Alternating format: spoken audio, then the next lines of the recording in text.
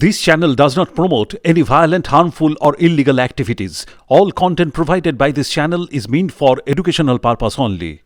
ঈদের পরে আসাদুদ্দিন ওয়াইসি সাহেবকে নিয়েছে ব্রিগেড ময়দান থেকে মমতা বন্দ্যোপাধ্যায়ের মৃত্যু ঘটনা বাজানো।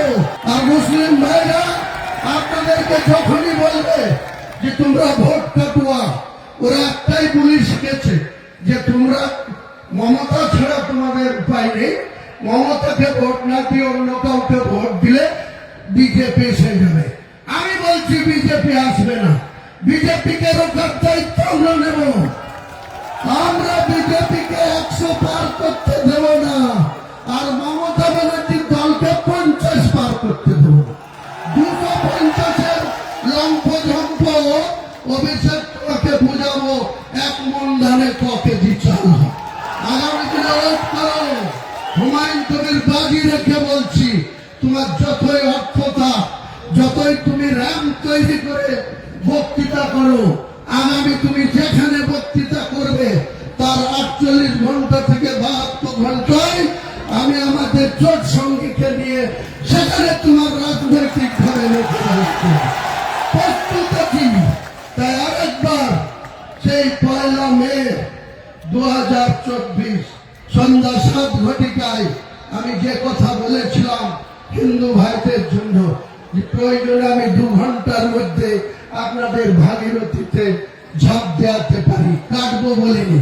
কিন্তু ভারতবর্ষের প্রধানমন্ত্রী আমার বিরুদ্ধে অনেক কথা বলেছে, আসামের মুখ্যমন্ত্রী হিমন্ত বিশ্ব শর্মা আমার বিরুদ্ধে অনেক কথা বলেছে। সেই সময় অমিত শাহজির ডেপুটি নীতিশ প্রামাণিক কুচবিহারের এমপি, তিনি আমার বাড়ির কাছে এসে আমার 14 পুরুষ করে গান দিয়ে গেছে, আমি সহ্য করেছি। কিন্তু আমি বলছি বিজেপি কেউ কোনো রিয়াক্ট করবো না, তৃণমূল কেউ কোনো রিয়াক্ট করবো না। আমাদের পার্টি সবাইকে নিয়ে মমতা বন্দ্যোপাধ্যায়ের মৃত্যু ঘন্টা বাজাবো ব্রিগেড ময়দান থেকে। ঈদের পরে আসাদুদ্দিন ওয়াইসি সাহেবকে নিয়েছে ব্রিগেড ময়দান থেকে মমতা বন্দ্যোপাধ্যায়ের মৃত্যু ঘটনা বাজাবো। তার সঙ্গে যদি আইএসএফ থাকে ওয়েলকাম, যদি সিপিএম থাকে ওয়েলকাম, না থাকলেও হুমায়ুন কবিরের কিচ্ছু যায় আসে না। হুমায়ুন কবির একাই লড়বে, সঙ্গে ব্যারিস্টার আসাদুদ্দিন ওয়াইসিকে পেলে একাই লড়ে যাবে হুমায়ুন কবির।